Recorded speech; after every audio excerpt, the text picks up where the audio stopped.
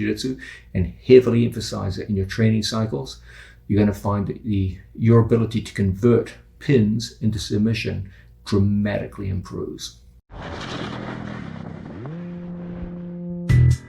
Now let's look at the main message of this video. Almost everything I show you in this video will basically be a set of details corresponding to what I'm about to tell you now.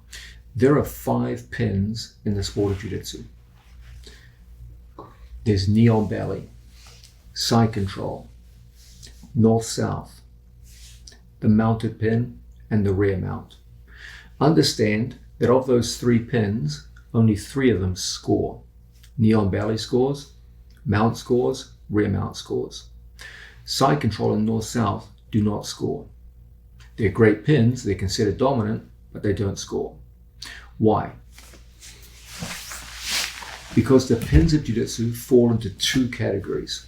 There are pins which focus their connection through the arms. My arms connect to my opponent's body. Okay? Anytime the arms are the source of connection, that means I can't use my arms to strike my opponent. Okay? The sport of jiu-jitsu was originally conceived in terms of self-defense. And the idea was that when you pin someone, you struck them primarily with hands and elbows from good, strong pins. That means that the only pins that score in jiu-jitsu are those where the primary connection is through the legs. Say, for example, knee on belly. Here, my primary connection to my opponent is through my legs. And as a result, this creates 2 free hands and distance to strike an opponent with. The mounted position. The primary connection is through my legs. And as a result, I have 2 free hands to strike an opponent with. The rear mounted position. The primary connection is through the legs. And as a result, you have a free set of hands to strike an opponent and to engage in submission holds. Okay? So, as it was originally conceived, jiu-jitsu was not so much a sport as an art of self-defense.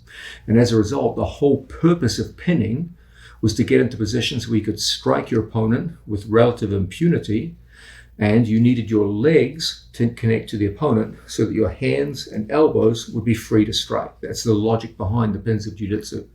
As a result, side control didn't score because my hands are preoccupied with connection. Okay? Now, it doesn't take a rocket scientist to figure out that's kind of an oversimplification. Okay? You can use your elbows and fists to strike in side control and north-south. You can also use your knees. So you can argue back and forth about whether the founders of jiu-jitsu were correct in their assessment that arm-centered pins shouldn't score. That's a fascinating debate, but it's not really what this video is about. That's just the logic of how jiu-jitsu was created. It was in terms of the ability to strike from pins. And it's you can see the logic of it, okay? It's fair to say that the most effective strikes in pin situations are those featuring hands and elbows when there's distance between you, okay? Yes, knees can be very effectively applied for north-south and side control, but the easiest way for most people to do it is with hands and elbows when they're controlling their opponent with their legs and there's distance between you. That I think most people would agree with that. So there was a logic to the original conception of pins in jiu-jitsu. The problem is that side and north-south pins, where your primary connection to your opponent is through the hands, have their limits. Why? Because if my connection to my opponent is through my arms, it's hard for me to switch off into submission holds. Okay? As a result, it's my earnest belief that even though the primary form of connection to the basic position of side control, north-south, etc., is through the arms, that's incontestably true, what I want you to focus on in this video, and my own personal philosophy of controlling people and submitting them from side control, is to switch the primary form of connection from the arms to the legs. Okay? What do I mean by this? There are many ways when we are working from side control. that we can switch our primary form of connection from arms to legs, or at least bring the legs into a degree where they are on a parity with the arms in terms of forming an effective connection to an opponent. Okay, so for example, a basic side control is all about arm connection to an opponent. But what if we took that basic form of side control and we started adding leg connection? Okay, now a big part of the connection of my body to my opponent is through my legs. Okay, similarly, in situations where we start to employ the use of triangles from side control. Once we start to employ triangles as a form of connection, now it's almost entirely a leg-based connection. So technically it's still side control, but now the connection I have to my opponent is primarily through my legs. These kinds of connections put us very, very close to submission. They create isolated limbs that we can learn to attack in numerous ways on both sides of the body. Okay, so these forms of leg connection are going to be heavily, heavily emphasized.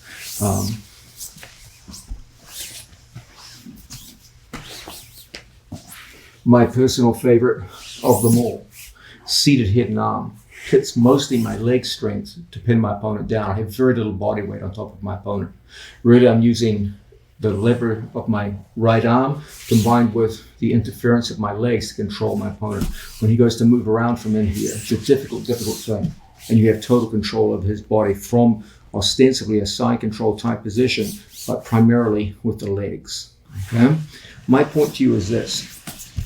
Side control starts as an arm connection. That's excellent if you just want to hold someone down. But if you want to be able to convert side pins into submissions, and that should be your goal, I'm sure that's probably the main reason why you bought this video. You want to be someone who's known as a submission hunter rather than just a pinner.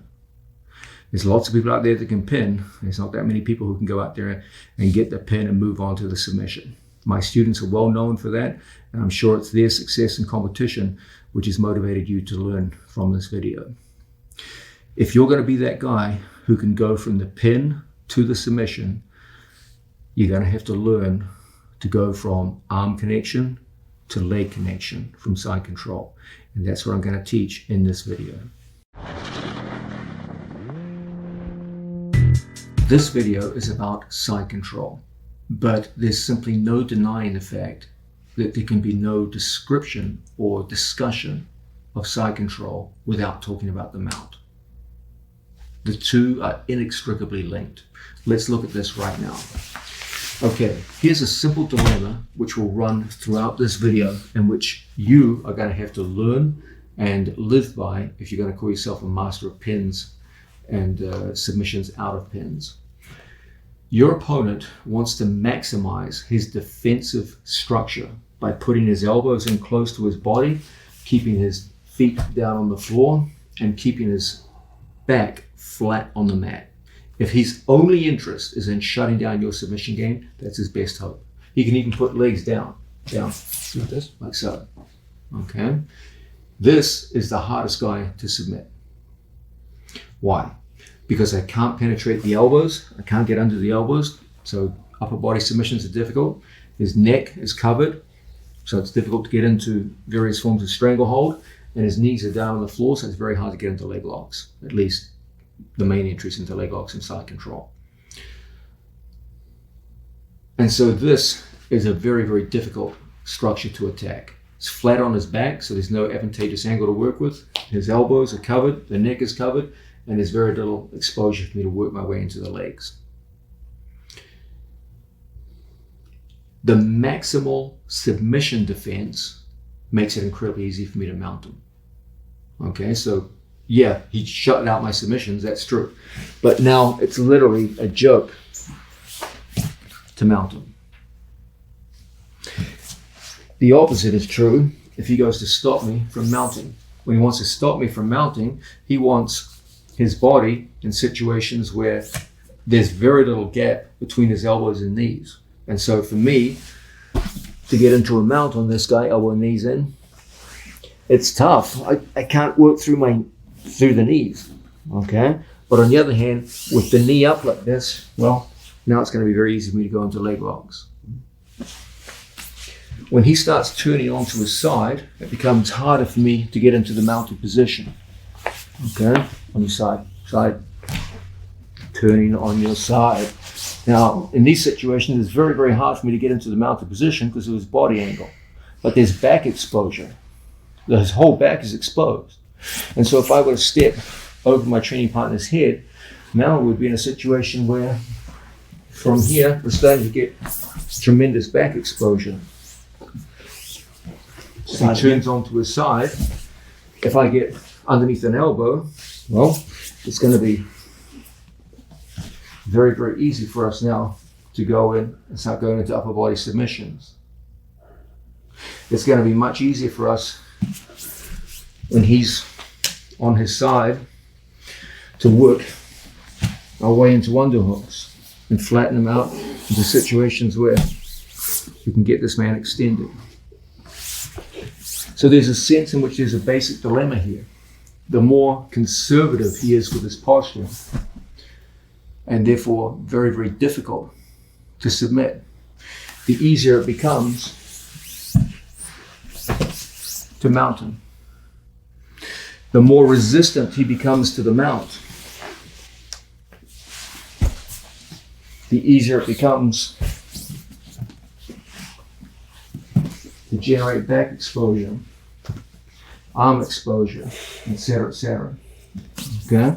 So we play that core dilemma against our opponent at all times. The more flat back and conservative we see our opponent becoming, the more you threaten the mount. You score on your opponent. And if you get to the mounted position, you can use all the techniques and moves that we saw from the mounted position. If, on the other hand, our opponent resists the mount and starts taking more risks with his body position, suddenly all the submission holds become a lot easier. Suddenly there's back exposure on the far side. Suddenly it's a lot easier to work our way underneath into underhooks and penetrate the elbow or penetrate inside the knee for leg locks. Do you see this basic dilemma? If the guy denies a submission, we use the mount to score tactical points and then go on into the mounted position to attack his breathing, as we saw in the mounted video. Once someone can't breathe, it's pretty hard for them to just maintain their composure. They have to start moving, and it sets up submission holds.